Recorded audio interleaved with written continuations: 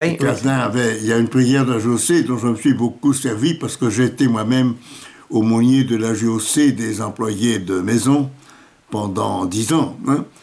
J'ai donné une bonne partie de mon temps comme prêtre aux employés et même nous avions dans cette branche de la JOC un institut pour compléter l'éducation des gens de maison et, et il avait donné le nom d'Institut Louise Cardin pour honorer le souvenir de la maman de Cardin. Il était très sensible à ce souvenir de sa mère. Il me disait, dans aucun pays du monde, on n'a jamais pensé à donner le nom de ma mère à une institution.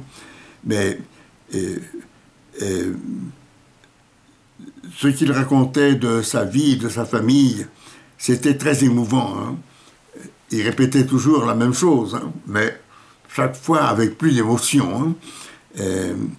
Et même ceux qui l'avaient accompagné aimaient à l'entendre parler. Ils ne voulaient pas perdre un discours de Cardin parce que même s'il répétait les mêmes mots, nous le savions par cœur, avec une conviction, on voyait que c'était sa vie, hein.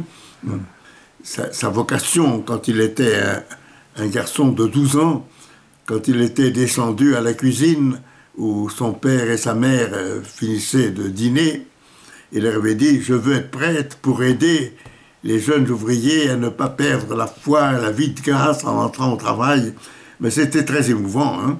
Et c'était un grand orateur, hein. Les grands orateurs parlent peu, mais avec beaucoup de force. Ça, c'était son talent à lui, hein.